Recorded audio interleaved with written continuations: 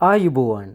අද අපි කතා කරන්න යන්නේ රාජ්‍ය සේවකයෙකුට ඉතාමත් වැදගත් මාතෘකාවක් ගැන. ඔබ සෞඛ්‍ය ශාස්ත්‍රයේ හෝ වෙනත් ඕනෑම රාජ්‍ය ආයතනයක සේවය කරන කෙනෙක් නම් විධිමත් ලෙස නිවාඩු අනුමත කරගන්නේ නැතුව සේවයට වාර්තා නොකළොත් මොකද වෙන්නේ? සෞඛ්‍ය අමාත්‍යාංශය විසින් 2015 වසරේ නිකුත් කළ විශේෂ චක්‍රලේඛයක් සහ ආයතන සංග්‍රහයේ 15 වැනි පරිච්ඡේදය ඇසුරෙන් මේ නීතිමය තත්ත්වය අද අපි පැහැදිලි කරගනිමු. මුලින් මතක තබා ගන්න. සෑම රජයේ නිලධාරියෙක්ම විධිමත් ලෙස නිවාඩු අනුමත කරවාගෙන මිස අනිවාර්යෙන්ම තම රාජකාරියට වාර්තා කළ යුතුයි. යම් හදිසි අවස්ථාවකදී ඔබට සේවයට එන්න බැරි වුණොත් මොකද කරන්නේ? සේවයට පැමිණීමට නොහැකි බව හැකි ඉක්මනින් ආයතන ප්‍රධානියාට දැන්විය යුතුයි.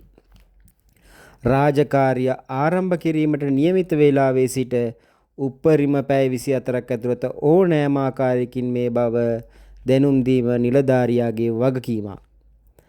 තමන්ට එන්න බැරි නම් තමන්ගේ රාජකාරී ආවරණය කිරීමට විකල්ප ක්‍රියාමාර්ග ගැන පවා සැලකිලිමත් වීම වටිනවා. යම් නිලධාරියෙක් ආයතන ප්‍රධානියාට නොදන්වා සේවයට වාර්තා නොකර සිටියහොත් ඔහු තමන්ගේ තනතුර අතහැර ගියාසේ සැලකනු ලබනවා.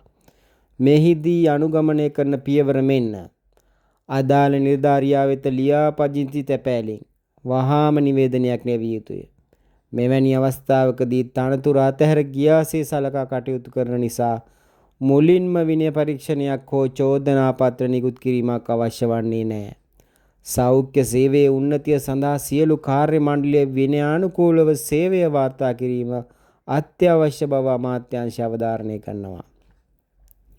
හැබැයි යම් සාධාරණ හේතුවක් නිසා ඔබට සේවයට එන්න බැරි වුණා නම් සහ තනතුර අතහැර ගියාමේ නිවේදනය ලැබුණහොත් ඔබට තවමත් අවස්ථාවක් තිබෙනවා. නිවේදනය නිකුත් කර මාස 3ක් ඇතුළත ඔබ කරුණු පැහැදිලි කරමින් අභියාචනයක් ඉදිරිපත් කළ හැකියි. ඔබ ඉදිරිපත් කරන හේතු සාධාරණද? ඔබ සේවය කළ කාලයේ විනයගරුකව සේවයේ සිටියාද යන්න සලකා බලා පත්වීම් බලධාරියා විසින් තීරණයක් ගනු ලබනවා. ඔබේ හේතු පිළිගත හැකි නම් දඬුවම් සහිතව හෝ රහිතව නැවත තනතුරේ පිහිටවීමට හෝ සේවය අවසන් කිරීමට ඔවුන්ට බලය තිබෙනවා. ඒ නිසා රාජ්‍ය නිලධාරියෙක් විදිහට ඔබේ නිවාඩු නිසි පරිදි අනුමත කරගන්න. සෑම විටම බලා ගන්න. මේ තොරතුරු වැදගත් කියලා හිතෙනවා නම් තවත් රාජ්‍ය සේවකයෙකුට බලන්න, ෂෙයා කරන්න, සබ්ස්ක්‍රයිබ් කරන්න. මෙවැනි වැදගත් තොරතුරු සටහනක් සමග නැවත හමු වෙමු. ස්තුතියි.